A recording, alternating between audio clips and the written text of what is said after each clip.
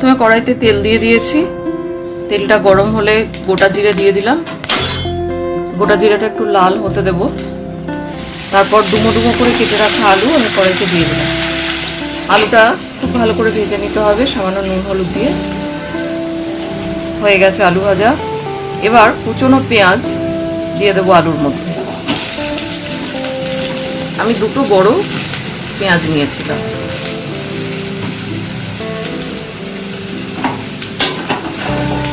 ভালো করে ভেজে নিতে হবে।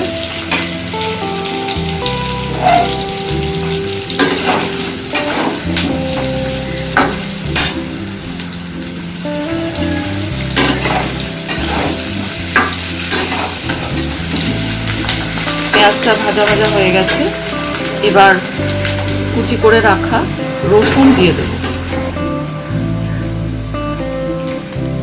আমি 1 চামচ মতো রসুন কুচি নিয়েছি।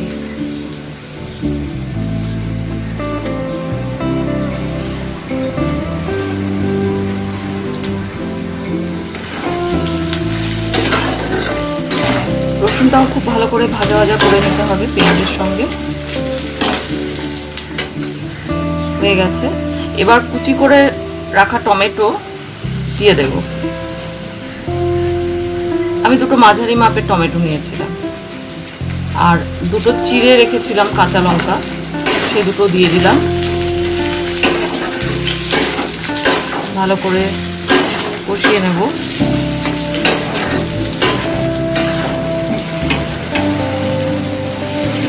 হয়ে গেছে।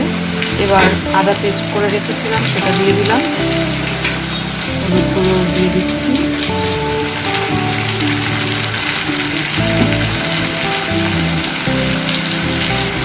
সামান্য জিরে গুঁড়ো দিলাম। হ্যাঁ, এবার ভালো করে মশলাটা কষিয়ে নেব। কষানো হয়ে গেছে, ড্রাই হয়ে এসেছে দেখছেন। এবার একটু জল দিয়ে দিলাম যাতে ভালো করে কষাতে পারি।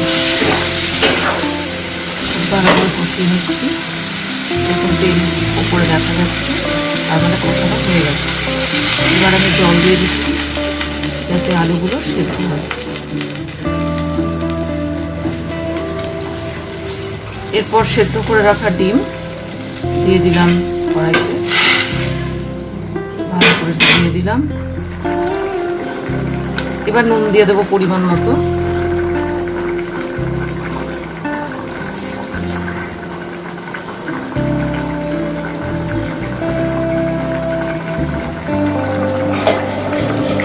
ঢেকে দিলাম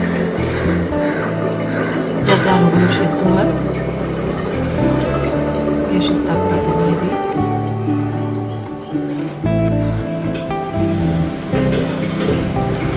দশ মিনিট পর ঢাকা খুললাম, দেখছি আলুগুলো সেদ্ধ হয়েছে কিনা। খুব সুন্দর সেদ্ধ হয়েছে। একটু গরম মশলা দিয়ে দেবো।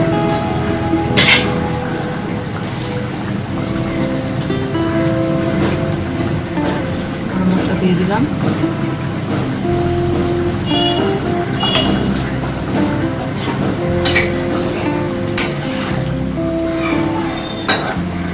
মিক্স করে দিচ্ছি।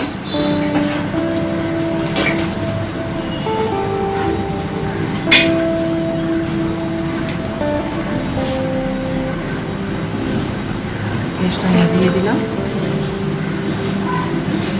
ব্যাস কমপ্লিট। ডিম আলু ঝোল গরম গরম পরিবেশন করুন।